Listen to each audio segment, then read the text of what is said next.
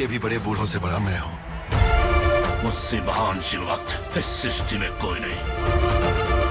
सब समझने की आवश्यकता भी नहीं। भक्ति के लगत सारे प्रश्नों के उत्तर दे देती है, जिनकी इच्छा के बिना इस संसार में एक पत्ता भी नहीं हिलता। হ্যালো গাইস, এক্সপ্লোরেশনে আপনাদের সবাইকে স্বাগত। তো ফাইনালি অপেক্ষার প্রহর শেষ। সেই 20 মে কানাপ্পা মুভির টিজারটি পাবলিশ করা হয়েছিল। আমি শুধুমাত্র প্রবাসের জন্যই মুভিটি নিয়ে এক্সাইটেড ছিলাম। দীর্ঘ এক মাস পর কানাপ্পা মুভির অফিসিয়াল ট্রেলার পাবলিশ করা হয়েছে। শুরুতেই বিশেষ সতর্কবার্তা, use headphone for better experience. ট্রেলারটি শুরুতেই ভক্তি ও বীরত্বের আভাস দিয়ে স্টার্ট হয়। বিষ্ণু মাঞ্চু মুভিটিতে মহাবীরের রোলে থাকবেন, যে কিনা কোনো ঈশ্বরেই বিশ্বাসী নয়। सुन नहीं सकते उनसे प्रार्थना करते हो, पर मैं ये नहीं करूंगा। এইবার প্রথমবারের মতো অক্ষয় কুমার ও প্রভাসকে একসাথে দেখা যাবে। কে নেই এই মুভিতে? সাউথের সব তারকারাই যেন একই ফ্রেমে একসাথে হয়েছে।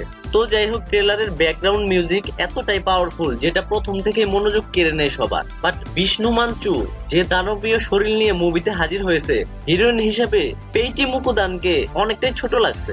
তো আপনারাই বলেন তাদের কেমিস্ট্রি কতটা মানিয়েছে। पत्थर कह रहा है।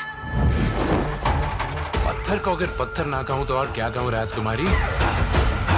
শুরুতে টিজার দেখে আমার একটাই অভিযোগ ছিল, কালার গ্রেডিংটা একটু ফিকে ছিল। এবার ট্রেলারে অনেকটাই তার চেঞ্জেস হয়েছে। কালার গ্রেডিং, ভিজুয়াল ইফেক্ট এতটাই রিয়েলিস্টিক, একদম অসাধারণ। তো যাই হোক, ট্রেলারের আইকনিক সিন ছিল প্রবাসের এন্ট্রিটা। এটা কনফার্ম শিবের মহাভক্ত হিসেবে প্রবাসের এন্ট্রি হবে।